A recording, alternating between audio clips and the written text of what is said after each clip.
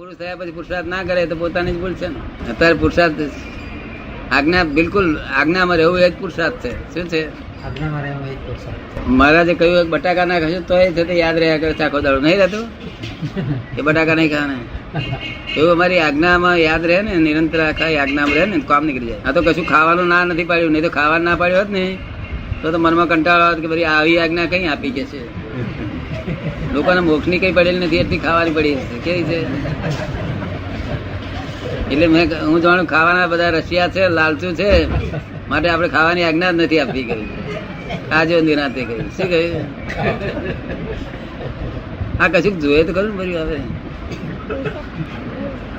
શું છે? કશું તમારે કરવાનું નહીં, ખાલી તમારે આ ખાલી મારી પાસે આવીને બેહી રહેશે બહુ થઈ ગયું. થોડું તપ આપો ને વાંધો નહીં. હે કે થોડું તપ આપો વાંધો નહીં.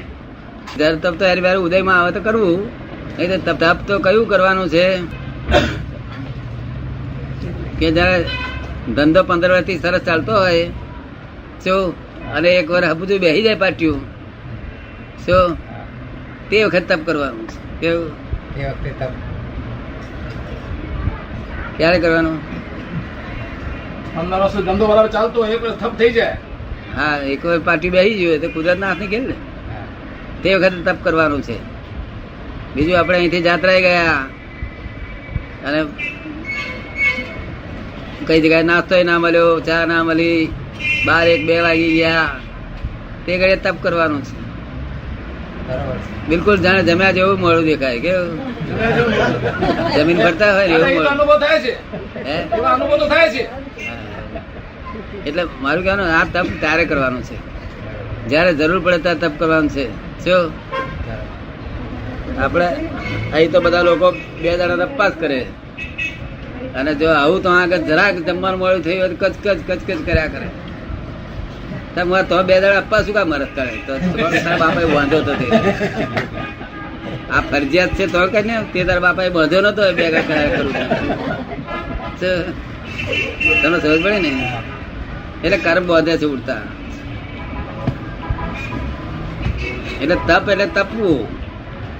જયારે તપવાનો વખત આવે ત્યારે તપવું. શું થયું? તપવાનો વખત આવે ભગવાન છે તે એમને તપ મળતું નતું. આર્ય દેશમાં હતા તપ નતું મળતું. એ ટાઈમસર લોકો જમવાનું તૈયાર કરીને ઉભા રહ્યા હોય, રાહ જોઈને બેઠા હોય. પણ ભગવાન તો જેને રાહ જોઈને બેઠા હોય ત્યાં જાય નહીં. એટલે આ બાયણો વાસીને રાહ જુએ, બાયણાની તિરાડ મારીને ભગવાનને આવતા જુએ. હા, આવી રીતે ભગવાન સમજાય કે મારો કર્મનો નિકાલ નહીં થાય. એટલે અનાળી દેશમાં ગયા પછી રસ્તામાં પેલો અનાળી પેલો હાફ મળ્યો, તેને એવું બચકું ભરી લીધું. ભગવાન ને તો પછી ત્યાં અનાળી દેશમાં તો ગાળો ભળ્યો, લોકો માર્યા, ઠેકાણા માર્યા, બધું જ કર્યું. શું? પણ એમને બધું ક્ષમતા રાખીને ખમાવી દીધું.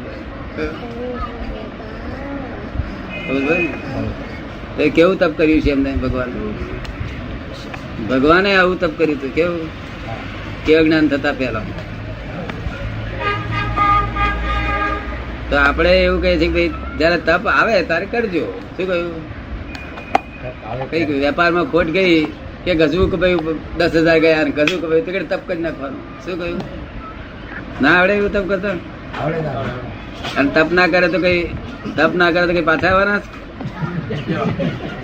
પાછા ના આવે? કેમ માથાફોડ કરીએ તો પોલીસમાં કેસ નોંધાઈ દે તો આવી જાય ને પાછા? ના આવે. અને આપણે ઘેર તો ઘેર બેઠો જ અનાળી ક્ષેત્ર છે. શું? પેલો કે આમ, પેલો કે પેલો આમ તરત સમજાય ને? ઘેર બેઠો અનાળી ક્ષેત્ર આવ્યું છે. ઘેર બેઠો આવ્યું છે. આપણે શું કહીએ ત્યારે પેલા શું જ કેતા તપ કર્યા કરવું. શું કહ્યું? એવું તપ કરવાનું. જ્ઞાન, દર્શન, ચારિત્ર તપ ચોથો પાયો છે. પણ તપ આપણામાં છે જ, પણ આપણું અંતર તપ છે. કેવું છે? બાહ્ય દેખાડવાનું તપ નથી.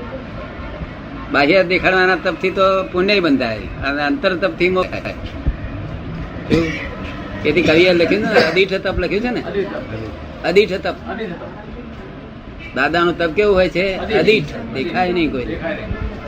એ ઘેર બેઠો છે તે એવું અનાળી મળ્યું છે કે નહીં મળ્યું? ઘેર ઘેર ઠેર ઠેર છે. પેલો શું કેતો હે તો પેલો શું કેતો? અરે ભાઈ હું તો ઉત્તર ની દશાની વાત કરતા એ કે છે હું એ જ ઉત્તર ની પણ એ દક્ષિણ ને ઉત્તર કેતો હોય. મેળ જ પડે નહીં, કોઈ કોઈને મેળ પડતો નથી. 3 મણ અને 33 મતભેદ હોજે. પેલા તો મા ને બાપ 2 ગુલાબ ના છોડ હોય ને તો બધા છોકરા ગુલાબ ના છોડવા. શું કહ્યું? હા. હા તો માં છે તે ચંપો હોય, બાપ ગુલાબ હોય, અને બીજા છોકરા હોય તે કોઈ ચમેલી બમેલી એટલે આ જુદી જાતના હોય, પેલું જુદી જાતનો રંગ હોય, પેલું જુદી. જો લડાઈ કરે ને તો પાર જ ના આવે. 3 માણસ મેળ વગરના નથી. 3 માણસમાં મતભેદ.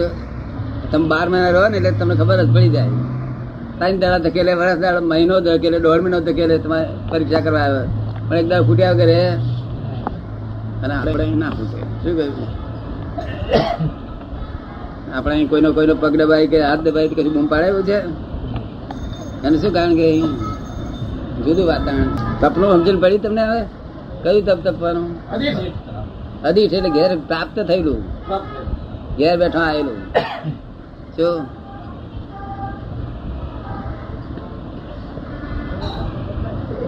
એક ભાઈ છે તે રોજના 5 રૂપિયા ખર્ચ કરતો હોય, બીજો ભાઈ રોજના 15 રૂપિયા ખર્ચ કરતો હોય તો પેલો ભાઈ મનમાં બળ્યા કરે કે આ વધારે પૈસા ખર્ચ રાખે.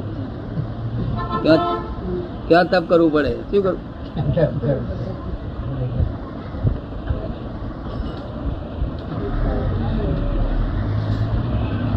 અંધાડી પણ આવેલું કે નહીં આવેલું તમારે ત્યાં? અંધાડી પડ્યું છે કે નહીં? સંસારના બધે ઠેકાણે અનાની પણ છે. સંસારના બધે ઠેકાણે છે. પેલો ભાઈ શું કેતા હતા? છોકરો રવિ જાતની વાત કરે, પેલો રવિ જાતની વાત કરે. તમારે ઘેર બેઠા પલંગમાં હુતા હુતા છોકરો બોલે. શેઠ ભગવાન પલંગમાં હુતા હતા, છોકરો કે તમે જો આમ તેમ આવું તો બોલબોલ કરો છો ને બહુ ખોટું છે, મારે તમને શબ્દ કહેવા પડશે કે છે. ત્યાં આગળ શેઠ ને તપ કરવાનું રહ્યું. કરવું પડે કે ના કરવું પડે? અને જે બાપાનું હોય તે કાચું ગયેલા આવે, કચું ભર કરેલા આવે, એવું હાથ જગવાનું છે. ચાલે થઈ જાય. શું તીગડે તપ કરવાનું? કઈ કાયમ એવું નથી હોતું. શું કહ્યું? કાયમ હોતું નથી. એ તાત્કાલિક, એ ટાઈમ કાઢી રાખો ક્ષમતા ભાવે. કેવું? તેથી તમે અમે આજ્ઞા આપેલી કે વ્યવસ્થિત છે સંભાવ ફાઇલો નિકાલ કરો. એ તો નિરંતર લક્ષમાં રહે છે. એ તો નિરંતર લક્ષ હોય. નિરંતર નહીં, એ તો હજુ લક્ષ્ય ખોટ નથી આવી તો બધી સમજણ શી જ પડે. ખોટ આવે ને દાદા, ભક્તિવાદમાં ક્યાંય ખોટ બી આવે ને એવા પ્રસંગો બને ને. એ કે છે ખોટ આવે તો પણ એ રહે છે. ના એમ નહીં. ખોટ એટલે કોને આપણને સહન ના થાય એવું આવ્યું હોય વખતે, કોઈ ફરું કશું બન્યું હોય શું તો પણ અહીં રહેવું જોઈએ. એમ શું કહ્યું? તમે થતું ને એટલે આપણે જો નક્કી નિશ્ચય હોય તો રહી શકાય. શું? કારણ કે કઈ આ દેશ જતો રહેતો નથી. ખોટ તો શેમાંથી ગઈ? નફામાંથી ગઈ ને, કે મૂડીમાંથી ગઈ છે. પણ આપણે દેશ તો એમને એમ જ છે, હાજર છે ને. અને આપણે છીએ તો ફરી થશે. આપણે છે ફરી થાય કે ના થાય? આપણે કરી દીધું ભુવા.